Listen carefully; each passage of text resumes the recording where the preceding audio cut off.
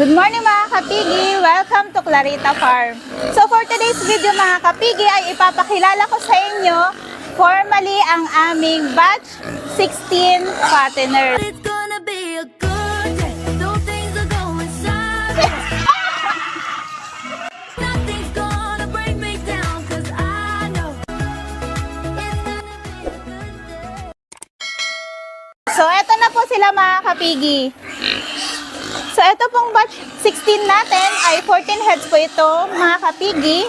Ito po. So ayan. So magto 2 months old na po sila from walay. So ngayon mga kapigi, ano na siya? Malapit na sila mag-transition from starter to grower feeds.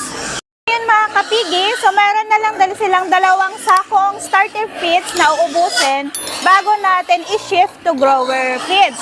So bago pa yun maubos yung 2 sako na yun, ay mag-start na po tayong mag-mix ng grower feeds para hindi sila mabigla kapag mag-pure grower na tayong feeds. So before that mga kapigi, tara at samahan nyo muna akong maglinis dito sa kanilang kulungan. So ngayon mga kapigi, masyado pang maaga kaya hindi pa po kami nagpapaligo. So ang ginagawa po namin, lininilisan lang namin yung mga paa nila para kapag umapak dun sa feeds ay walang mga poops na madikit. So magmas lang tayo mga kapigi. Hi! So ito ang gamit namin mga kapigi na pressure wash. So na-adjust to. So pag sa mga baboy natin, i-adjust lang natin mga kapigi para hindi naman masyadong malakas kasi masakit to sa katawan nila kapag tumama, kapag yung maximum yung ating gamitin. So ganyan lang mga kapigi, huwag yung masyadong pointed. Malakas kasi to mga kapigi eh. So ganyan lang, ganito lang yung ginagawa ko. Spray lang dito sa mga paa nila, sa may puwetan, then sa may bandang tiyan. So, ang importante lang yan mga kapigi, malinis kahit papano yung mga paa nila at hindi yun umapak doon sa feeds. Yung paa nila na may poops ay umapak doon sa mga feeds na kakainin nila. So, ganyan. Iniiwasan kasi natin mga kapigi na hindi mabasa yung kanilang likuran. Kasi kapag nabasa yung likuran nila, yun na, masyadong maaga, baka sipunin or ubuhin sila. So, masyado tayong maingat mga kapigi, no?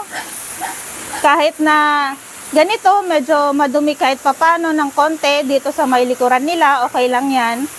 Kasi mamayang tanghali, liliguin naman natin to sila. So, sa tanghali kasi safe na magpaligo eh, kasi mainit na. Pwera na lang kung umuulan.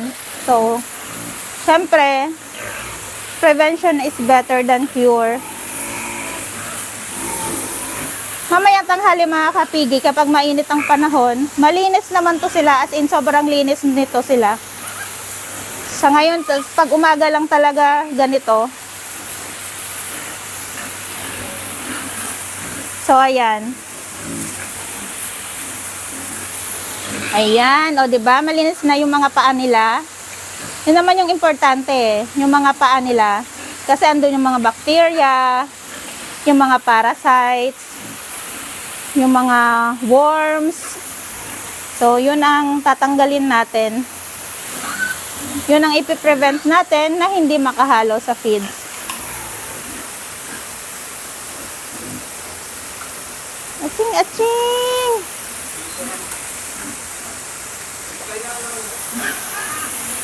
Saan ka naman?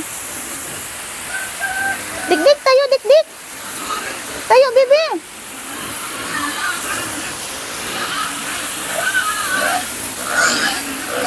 So, linisin din natin dito sa pakainan nila mga kapigi. So, kung makikita nyo, itong pag-design nitong kainan namin mga kapigi, ano siya, sinadya talaga namin to siya na pa-slanting. O, tingnan nyo. Kapag nagano ko ng tubig, nag-spray, diretso na yan, bababa. Ayan o. Focus natin. So, kapag nag-spray tayo ng tubig, so ayan, ganyan. Ganyan. Diretso na yan. Bubuhos papunta dun sa baba and mag-e-exit na. So, sinadya talaga natin na ganito yung design. In-instructionan natin yung naggawa nito na ganun ang gawin. Pati na rin dito sa may, sahig nila. So, kung makikita nyo mga kapigi, itong flooring na to, slanting to, papunta doon sa may exitan ng tubig. So, yan. Papunta na yan doon. Yan. Slanting to. Pati dito, oh. Kasi, kapag nag-spray tayo, ganyan. Ayan, oh. Kapag nag-spray tayo, mabilis lang silang dadaloy papunta na doon sa kanto, sa may butas. So, hindi na natin kailangan mga kapigi magwalis-walis pa para lang matanggal yung mga tubig and umexit doon sa kanal. So, yan. Mas mabilis na yan na trabaho mga kapigi. And, kung mapapansin nyo rin, itong sahig natin, ayan. Yan. So, finish siya. Finish type. So, medyo madulas talaga tong sahig natin.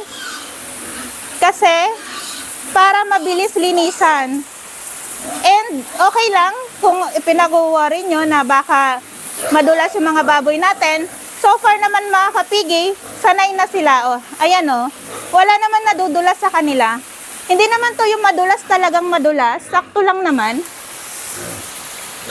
And okay naman sila. Wala namang nababalian. Minsan nga nagtatakbuhan pa to sila eh. Oh, ayan oh. Minsan naghahabulan pa to sila.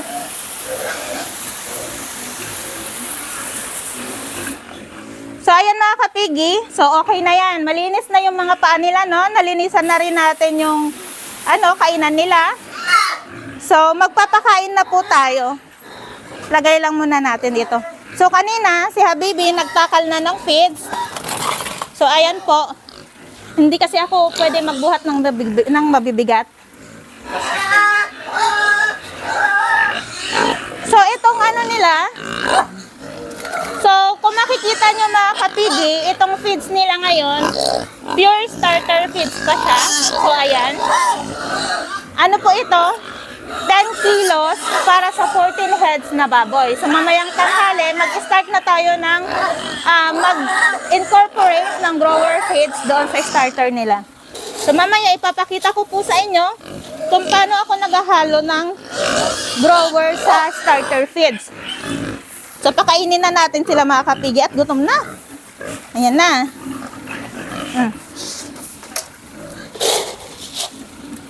Dik-dik! Dito, dik-dik! Dito sa dulo. Dik-dik! Dik! Dito, dik-dik! Dito, dili! Kain na, dik! Pwede na natin itong tanggalin itong mask natin kasi naman na. Tapos na tayo mag-spray. Dik-dik! Kain na, dik! Kain na! Kain na! Kain!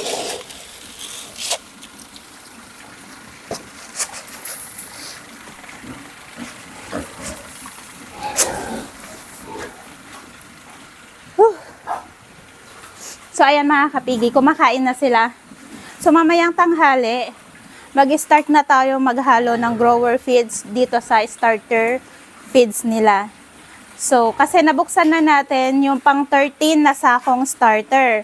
So, ang budget ko kasi sa kanila, dito sa mga baboy ko, kung ilang pirasong baboy yung inaalagaan nyo, ganun din dapat yung sako ng starter feeds na ibibigay nyo. So, paano po yun?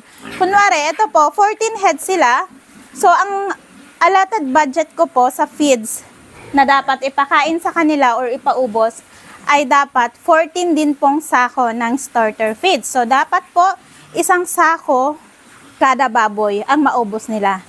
So, hindi po yan yung tipong dapat sa isang, after yung magpakain kayo ng starter feeds ng isang buwan, paka isang buwan, lipat na kayo sa grower feeds. Kahit hindi pa naman nakakaubos ng tig isang sako yung kada baboy, kahit isang buwan na po yan or nakalampas pa, ipapaubos ko po yung starter feed sa kanila. So, dapat maubos nila, makaubos sila ng tig isang sakong starter feed. So, ganun po yung feeding program ko sa mga fatteners namin.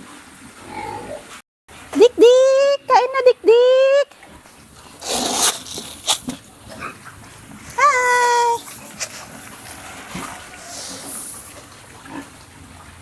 So, ayan mga kapigi, ang pagbigay natin ng feeds ay gradual lamang po. So, pakonti-konti lang hanggang sa kapag konti na lang yung kinakain nila, saka na naman tayo magdagdag. Hindi po kami nagpapakain na kunwari 10 kilo, isang bagsakan lang nabigay. Kasi baka po hindi maubos ng mga baboy natin, sayang naman po. Ang mahal po ng feeds ngayon, so gradual lang po yung pagbibigay natin. Kaya nga po, importante na kapag nagpapakain tayo ng mga fatteners natin, importante po na nakaantabay tayo or nakabantay tayo sa kanila. Hindi po pwede napakabigay ng feeds, aalis na agad tayo. So, sa ganitong paraan din, makikita po natin mga kapigi kung sino sa mga baboy natin yung masama yung pakiramdam or may sakit. Kasi makikita naman natin kung sino yung hindi kumakain sa kanila. Ibig sabihin mga kapigi ay masama yung pakiramdam niya or may sakit siya. Kaya, ang madalas ko pong ginagawa kapag ganito nagpapakain is nag-observe po ako sa kanila. So, tinitingnan ko kung lahat ba sila masisigla at malalakas kumain.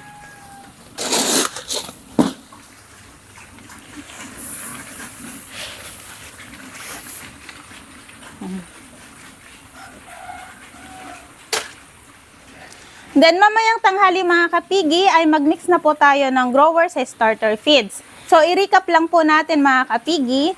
So, ang naubos na po na feeds nitong baboy natin, nitong batch 16 natin na 14 heads.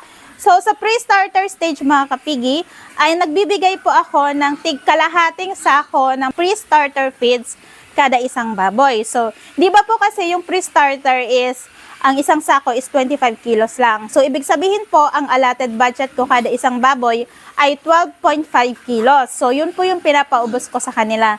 So, ibig sabihin po, kung 14 itong baboy, nakaubos po sila ng 7 sakong pre-starter feeds. So, pag naubos na po yun, doon na po tayo nag-shift ng starter feeds po. So, sa shifting, gradual din po yun. Then, sa starter feeds naman, pinapaubos po natin sila ng tig-isang sako. So, 14 na sako na po ang mauubos nilang starter. So, yun lang po muna mga kapigi ang update natin dito sa ating batch 16 fatteners. So, maraming salamat po mga kapigi sa inyong panonood at suporta sa aking munting vlog. At kung nagustuhan nyo po itong aking video, please don't forget to like, comment down below, and pakishare na rin po ng ating video at na makatulong din po tayo sa ating mga kapwa magbababoy na naghahanap din po ng tips kung paano ang tamang pag-alaga ng mga patabaing baboy. Kasi nung nagsisimula pa lang po ako mga kapigi, talagang sa mga video tutorial din po ako natuto. So, nagsimula po talaga akong walang alam din, and natuto lang din po ako sa panunood po sa mga video tutorial din po dito sa YouTube. Kaya sobrang pasalamat po talaga ako sa mga content creators po na nandiyan, na nagdi-discuss about sa mga pag-aalaga ng baboy. Kasi napakalaking tulong po ng mga kapigi sa mga katulad po nating baguhan. So, maraming salamat po, at sa mga hindi pa po nakapag-subscribe, please subscribe po sa aking channel. And maraming salamat po. Happy farming everyone!